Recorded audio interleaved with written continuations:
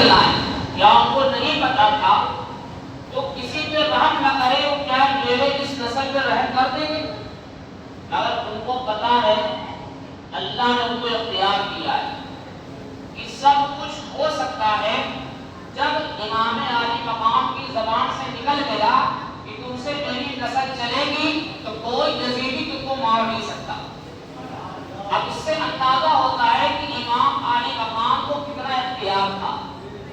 کیا چیز لٹانا ہے کیا چیز بچانا ہے۔ تو امام عالی مقام رضی اللہ تعالیٰ کہ جب اتنا اختیار ہے کہ ہماری نسل مٹ نہیں سکتی، تو جن نسل کو اللہ کی راہ دینا تھا دے دیا، مگر جن سے اپنی نسل چلانا تھا اس کو روک لیا، اور یہ بھی زمانے کو بتا دیا ہم نہیں روک رہے ہیں بلکہ اللہ رکھوا رہا ہے، کیونکہ امام حسین اگر کہہ بھی دیتے ہیں کہ آپ رک جائیے، اگر اللہ نہ رکواتا تو بھی لوگ مار دیتے، مگر امام عالی مقام کی دعا کتنی قبول ہو رہی ہے اللہ کی بارگاہ میں کہ آپ نے دعا کر دیا کہ ان سے میری نسل چلنا ہے، اب اس کا مطلب کوئی ان کو شہید نہیں کر سکتا،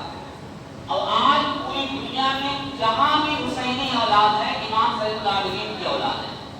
تو پتہ یہ چلا کہ امام عالی مقام رضی اللہ تعالیٰ جو کربلا میں گئے، تو اگر کوئی یہ کہے امام عالی مقام رضی اللہ تعالیٰ کو کہ کچھ اختیار نہیں رکھتے تھے، تو اس کو صرف اتنا ہی پوچھ لو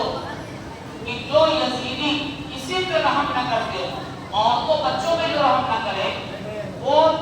امام عالی مقام کے بیچ والے بیٹے میں کیسے رحم کر دی؟ امام زین العابدین۔ اس کا مطلب امام عالی مقام رضی اللہ تعالیٰ کربلا کو بچانے کے لیے نہیں گئے تھے، سب اللہ کی بارگاہ کو لٹانے گئے تھے،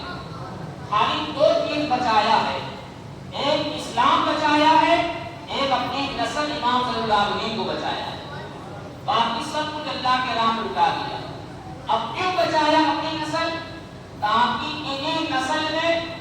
کل جب قرب قیامت کا وقت ہوگا تو انہیں نسل میں امام مہدی تشریف لانے والے ہیں، تو پتہ یہ چلا کہ امام عالی مقام رضی اللہ تعالیٰ کو اللہ نے کو اختیار دیا ہے کہ جب امام عالی مقام کے اختیار کا یہ عالم ہے تو امام عالی مقام کے جد اقدس حضور رحمت عالم صلی اللہ علیہ وسلم کے اختیار کا عالم کیا ہوگا۔ تو اسی بنا پر ہم 1500 برس کے بعد پیدا ہوئے، مگر الحمدللہ اللہ نے ہمیں اپنے فضل سے ہمارے دل میں امام عالی مقام کی محبت بٹھائی، ان کی اولادوں کی محبت بٹھائی، تو لہذا ہم جتنا فخر کریں اتنا کم ہے۔ ایک آدمی خوب عبادت کرے، خوب ریاضت و مجاہدہ کرے، مگر اس کے دل میں نبی کی محبت، صحابہ کی محبت، اہل بیت کی محبت، اولیاء کی محبت نہ ہو تو اس کی عبادت کو بے معنی رہے۔ تو پتہ یہ چلا اگر کوئی چاہتا ہے کہ اللہ کی بارگاہ میں مقبول ہو تو ہم نبی سے، صحابہ سے، اہل بیت سے، ولیوں سے بلا مطلب کے بغیر لالچ سے محبت کرے،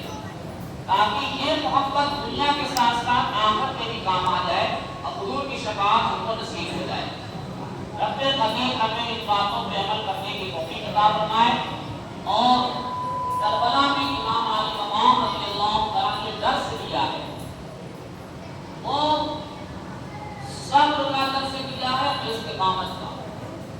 یعنی اگر کوئی مومن ہے تو اس کو صابر ہونا پڑے گا، اور اس صبر کے ساتھ ساتھ دین بچانے کے لیے ڈٹ جانا پڑے گا۔ اگر دین بچانے کے لیے اگر گھر بھی چھوڑنا پڑے، مال بھی دینا پڑے، وقت بھی دینا پڑے، اولاد دینی پڑے، جان دینی پڑے، امام عالی مقام نے کربلا میں یہ بتایا کہ مشن حسین یہی ہے کہ دین بچاؤ سب کچھ لٹا دو۔ تو آج کے دور میں دیکھا جائے کہ دین پر اتنے حملے ہو رہے ہیں، اس حملے میں ہم کو بھی حکم یہی ملتا ہے کہ ہم بھی اپنے بچوں کو صابر بننے کے صابر بنائیں، صبر کا پاٹ پڑھائیں، اور امام علی مقام کی سیرت پڑھائیں، ہر جگہ دین کو فوکس کرائیں تاکہ بچوں کے اندر صبر پیدا ہو اور استقامت پیدا ہو۔ جب یہ چیز پیدا ہوگی تو پھر جو ہے شہید حسین زندہ ہو جائے گا۔ ہم یاد حسین مناتے ہیں مگر مشن حسین